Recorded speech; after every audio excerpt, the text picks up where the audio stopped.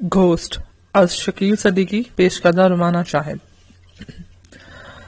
مولی جب رات کو ایک صوفے پر گر کر آرام کرنے لگی تو سام اس کے ذہن کے دریچوں میں آ کر بس گیا۔ تاہم وہ اس حقیقت سے بے خبر تھی کہ سام اس کے سامنے ہی کھڑا ہے، اپنے مثالی جسم کے ساتھ۔ وہ کہہ رہا تھا، مولی تم میری بات کیوں نہیں سنتی ہو؟ مجھے تمہاری مدد کی ضرورت ہے۔ مولی کی آنکھیں بند تھیں اور گہرے سانس لے رہی تھی کہ اچانک دروازے پر دستک ہوئی۔ کون؟ اس نے اٹھتے ہوئے سوال کیا۔ کارل، اس نے باہر سے بلند آواز میں کہا۔ مولی دروازے کی طرف بڑھی تو سام نے بیچ میں آتے ہوئے کہا، نہیں مولی نہیں، دروازہ نہ کھولنا۔ مگر مولی نے اس کی آواز نہیں سنی اور دروازہ کھول دیا۔ کارل فوراً ہی اندر نہیں آیا اور وہیں کھڑے ہو کر معذرت خواہانہ انداز میں بولا، رات کافی گزر چکی ہے، میں تمہیں ڈسٹرب کرنے کی معافی چاہتا ہوں۔ میں نہ سارا دن تمہارے متعلق سوچتا رہا۔ میرا خیال ہے کل جو ہوا وہ اچھا نہیں تھا۔ ہم شاید غیر ماورائی چیزوں کے موضوع بنائے ہوئے تھے۔ اس کا تذکرہ نہ کرو۔ نہیں، میں تمہارا دوست ہوں اور اس کے متعلق ضرور بات کرنا چاہوں گا۔ تم جن پریشانیوں میں مبتلا ہو، میں چاہوں گا کہ ان پر بات کر کے تم اس کا حل نکالو۔ شکریہ کارل، مولی نے احسان مندی سے کہا، تم ایک اچھے دوست ہو۔ تم کبھی اچھے دوست نہیں تھے کارل، سام نے اسے کہا اور اس کے لہجے میں حقارت تھی، اس لیے کہ اس نے حقیقت جان لی تھی۔ میں تمہارے لیے جاپانی موتیوں کا ہار لایا ہوں، میں جانتا ہوں تم انہیں پسند کرتی ہو، کارل نے اپنائیت سے کہا اور ہار کا پیکٹ اس کی طرف بڑھایا۔ مولی نے پیکٹ اس کے ہاتھ سے لے لیا اور بولی، شکریہ تمہارا، یہ تحفہ بہت محبت بھرا ہے۔ کیا میں ایک سیکنڈ کے لیے اندر آ سکتا ہوں؟ کارل نے اجازت چاہی۔ کسی ہوشیار اور کائیاں شخص کی طرح اس نے مولی کو اپنے تحفے سے زیر ہار کرنے کے بعد اس سے اجازت مانگی۔ پہلے میں آیا کرتا تھا تو مجھے کافی پلاتی تھی۔ ہاں اندر آ جاؤ، میں تمہیں آج بھی کافی پلاؤں گی۔ نہیں مولی نہیں، سام درمیان میں آتا ہوا بولا، مگر اس کے بیچ میں آنے سے کوئی فائدہ نہیں ہوا، اس لیے کہ کارل اس کے بیچ میں سے گزر کر اندر آ گیا۔ تم ذہنی طور پر کھچاؤ کا شکار دکھائی دے رہی ہو، اس نے اندر آ کر صوفے پر بیٹھتے ہوئے کہا۔ دونوں کے درمیان سینٹر ٹیبل تھی اور دائیں جانب دیوان پڑا تھا۔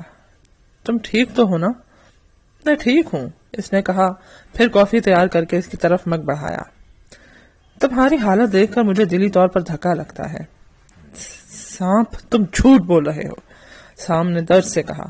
ایک اچھے دوست کی طرح سے مجھے تمہاری توجہ دینا چاہیے، کارل کہہ رہا تھا، مگر افسوس کہ میں زیادہ وقت نہیں نکال پاتا۔ اس کی وجہ یہ ہے کہ میرا بینک کا کام بڑھ گیا ہے، مجھے بہت سے اکاؤنٹ دے دیے گئے ہیں، میں سب کو ایڈجسٹ نہیں کر پا رہا ہوں، اس نے تھکے انداز سے کہا اور اپنی ٹائی اتار کر قمیض کا اوپری بٹن کھولا اور ٹائی سینٹر ٹیبل پر رکھ دی۔ کافی میں کریم کم ہے، کچھ اور کریم ہوگی؟ ہاں ابھی لو، مولی نے کہا اور بیٹھے بیٹھے اس میز کی طرف بڑھی جس پر کافی رکھی تھی۔ اس نے کافی کا کپ اپنے سینے پر انڈیل لیا۔ جب مولی اس کی طرف مڑی تو اس نے کریم کا پیالہ اس کی طرف بڑھایا تو کارل نے شرمندگی سے کہا، اوہ، میں سمجھ میں نہیں آ رہا کہ یہ کیسے ہو گیا۔ اس نے بیٹھے بیٹھے قمیض جھاڑ دی۔ ٹھہرو، مجھے قمیض اتار کر دو، میں واشر میں ڈال کر ابھی دھو دوں گی، تھوڑی دیر میں سوکھ جائے گی۔ نہیں، اس کی فکر نہ کرو، ٹھیک ہے، بس یوں ہی۔ اس نے اداکاری کرتے ہوئے قمیض اتار دی۔ اس نے نیچے بنیان نہیں پہنی ہوئی تھی، لہذا اس کا ورزشی جسم عریاں ہو گیا۔ کارل حقیقت میں مولی کو اپنی جسمانی وجاہت سے مرعوب کرنا چاہتا تھا۔ میرا خیال تھا کہ تم آج بینک آؤ گی اور کاغذات پہ دستخط کر دو گی، کارل نے کہا۔ مجھے آنا چاہیے تھا مگر وقت ہی نہیں ملا، اس لیے کہ میں پولیس اسٹیشن گئی تھی۔ کافی کارل کے حلق میں اٹکنے لگی۔ تم وہاں گئی تھی؟ تم نے کیا کہا؟ میں اس وقت خود کو احمق محسوس کر رہی تھی، اس لیے کہ انہوں نے ایک فائل نکال کر میرے سامنے رکھ دی جو بلا مبالغہ 10 انچ موٹی تھی۔ اس عورت کے بارے میں فائل تھی کہ وہ فراڈ ہے، 100% فراڈ۔ زندگی میں بہت سی باتوں کا سامنا کرنا پڑتا ہے، حقیقت کو قبول کرنا پڑتا ہے، کارل بولا اور اس کے نزدیک سرک گیا۔ جب مولی نے اس کا کوئی اثر نہیں لیا تو اس پر تعرض نہیں کیا تو کال نے اپنا ہاتھ اس کے اریاں شانے پر رکھ دیا اور آہستہ آہستہ اسے سہلانے لگا۔ وہ دن کتنے اچھے تھے جب سام زندہ تھا اور ہم سب ساتھ رہتے تھے۔ وہ دھیمے اور ملائم لہجے میں بولا، ان دنوں کو یاد کرو مولی، تم تو جوان اور خوبصورت ہو، تمہیں ابھی مزید زندہ رہنا ہے۔ وہ اس کے لبوں پر جھک گیا۔ سام کے لیے یہ نظارہ ناقابل برداشت تھا۔ وہ ان دونوں کے پیچھے ہی کھڑا تھا۔ اس نے جست لگائی اور ان دونوں میں سے گزرتا ہوا پیچھے والی میز سے ٹکرایا جس پر مولی اور اس کی فریم شدہ تصویر رکھی تھی۔ وہ تصویر گر گئی۔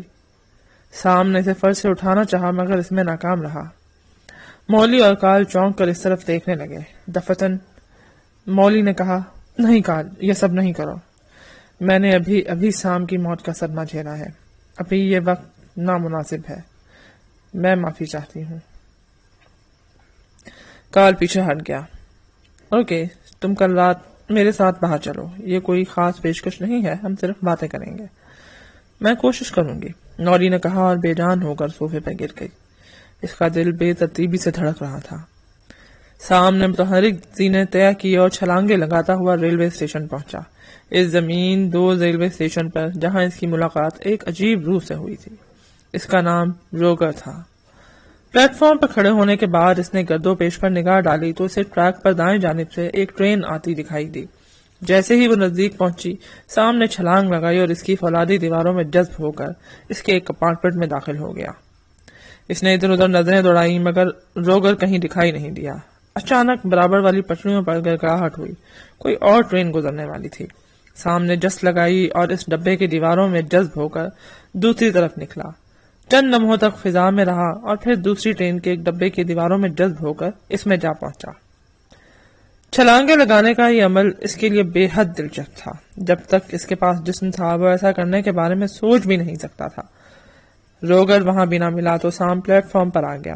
تیسری ٹرین نزدیک سے گزرنے لگی تو سام نے کھڑے ہو کر اپنا چہرہ آگے بڑھایا۔ اب وہ ٹرین کے اندر جھانکنے پر قادر تھا۔ ڈبے نہایت تیز رفتاری سے گزر رہے تھے اور اس میں بیٹھے ہوئے لوگ اسے نظر آ رہے تھے۔ آدھی ٹرین گزرنے کے بعد اچانک اسے روگر نظر آیا۔ سام نے فوراً جست لگائی اور ڈبے کے اندر پہنچ گیا۔ اس نے دائیں بائیں نگاہ دوڑائی تو اسے بائیں گوشے میں وہ شخص بیٹھا دکھائی دیا جس کی اسے تلاش تھی۔ وہ سام کو دیکھ کر خود ہی اپنی جگہ سے کھڑا ہو گیا اور غرغراتا ہوا بولو، بھاگو، بھاگ جاؤ یہاں سے، یہ میری ٹرین ہے۔ نہیں، میں نہیں جاؤں گا۔ بھاگ جاؤ، روگر نے حلق پھاڑ کر کہا۔ مجھے وہ سب سکھاؤ جو تمہیں معلوم ہے۔ دفع ہو جاؤ یہاں سے، روگر نے سام کو دھکا دیا۔ سام لڑک کر کمپارٹمنٹ کے آخری حصے تک چلا گیا، تاہم وہ وہاں سے نہیں ہلا۔ روگر جب اس کے وجود سے تنگ آ گیا تو اسے لے کر پلیٹ فارم پہ آ گیا۔ وہاں خالی بوتلیں، ڈبے اور بوتلوں کے ڈھکن پڑے ہوئے تھے۔ سام کوکا کولا کی بوتل کے ایک ڈھکنے کے قریب بیٹھ گیا اور اسے اپنی انگلی سے ہلانے کی کوشش کرنے لگا مگر اپنے اس عمل میں ناکام رہا۔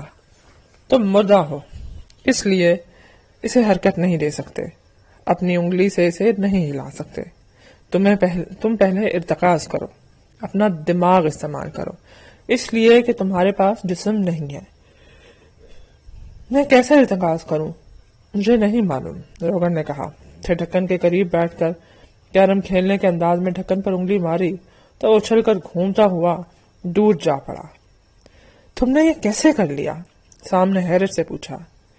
یہ تم بھی کر سکتے ہو، روگر بولا، اپنی پوری نفرت، محبت اور تمام جذبات کو بروئے کار لا کر۔ اس نے اپنے قدم کے نزدیک پڑے ہوئے پیپسی کے خالی ڈبے پر ٹھوکر ماری تو وہ اڑتا ہوا سام کے سر پر لگا اور اس میں جذب ہو کر دوسری طرف نکل گیا۔ ڈبہ ایک کھنکھناہٹ کے ساتھ پلیٹ فارم پہ گرا۔ سام اس کے قریب گیا اور اس نے بھی ڈبے پر لاتیں مارنا شروع کر دی، لیکن اس نابنجار نے اپنی جگہ سے جنبش تک نہ کی۔ ہا ہا ہا، روگر نے استہزائیہ انداز میں ایک طویل قہقہہ لگایا۔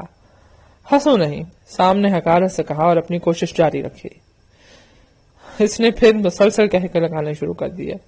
انداز ایسے تھا جیسے وہ سام کو کمتر درجے کی کوئی مخلوق سمجھتا ہو۔ سام کو غصہ آ گیا۔ اس نے اپنی نفرت کو بروئے کار لاتے ہوئے اس پر زوردار لات ماری تو وہ ڈبہ اڑتا ہوا دوسری طرف جا پڑا۔ میں کامیاب ہو گیا، میں جیت گیا، سام نے مسرت سے کہا۔ قدم 2 قدم آگے بڑھ کر اس نے ایک جوتے پر انگلی ماری مگر وہ اپنی جگہ سے نہیں ہلا، تاہم تیسری اور چوتھی کوشش پر وہ جوتا لڑک کر گر گیا۔ تم یہاں کب سے ہو؟ سام نے اس سے پوچھا۔ اس وقت سے جبکہ مجھے دھکا دیا گیا تھا۔ دھکا؟ ہاں، تو کیا تم یہ سمجھتے ہو کہ میں خود ٹرین کی پٹڑیوں پر گرا تھا اور ٹرین مجھ سے گزر گئی تھی؟ یہ بکواس ہے، مجھے ہلاک کیا گیا ہے۔ اس نے آگے بڑھ کر کچرا دان کے اوپر لگے ہوئے شیشے پر ٹھوکر ماری تو وہ چکنا چور ہو گیا۔ سام دم بخود رہ گیا۔ وہ روحانی جسم رکھنے کے باوجود اتنا طاقتور تھا کہ شیشے کی پلیٹوں کو توڑ رہا تھا۔ وہ بے دم ہو کر گھٹنوں کے بل پلیٹ فارم پر جا کر بیٹھ گیا۔ میرا نشہ ٹوٹ رہا ہے، کاش کہ مجھے حشیش کا ایک سگریٹ مل جاتا، اس نے گلوگیر آواز میں کہا۔ تم نشہ کرو گے؟ مگر کیسے؟ سام نے پوچھا۔ روگر سر جھکائے خاموش بیٹھا سسکیاں لیتا رہا۔ اس نے دیر تک سر نہیں اٹھایا۔ تمہارا جسم اب تمہارے ساتھ نہیں ہے، سام نے کہا۔ روگر نے سر اٹھا کر اس کی طرف دیکھا اور وحشت سے پوچھا، تم کون ہو؟ چلے جاؤ یہاں سے، مجھے تنہا چھوڑ دو، تنہا چھوڑ دو۔ پھر اس سے پہلے کہ سام ہمدردی سے اس کے لیے کچھ کرتا، روگر دوڑتا ہوا جانے والی ایک ٹرین کی طرف گیا اور چھلانگ لگا کر اس میں داخل ہو گیا۔ ٹرین جب وہاں سے چلی گئی تو روگر نظروں سے اوجھل ہو چکا تھا۔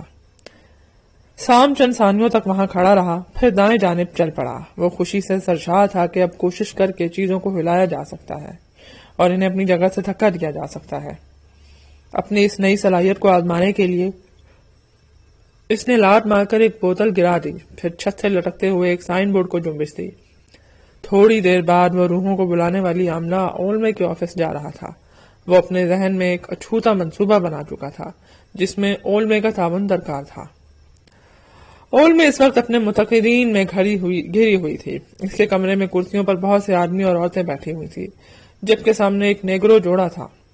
ایک عورت اپنے سابقہ شوہر کی روح کو طلب کرنا چاہتی تھی، جبکہ اس کا حالیہ شوہر اس کے ساتھ بیٹھا ہوا تھا۔ ہاں، تو اس کا کیا نام ہے؟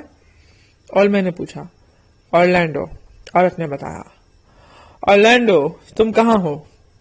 میں یہاں ہوں، اچانک کسی گوشے سے آواز آئی۔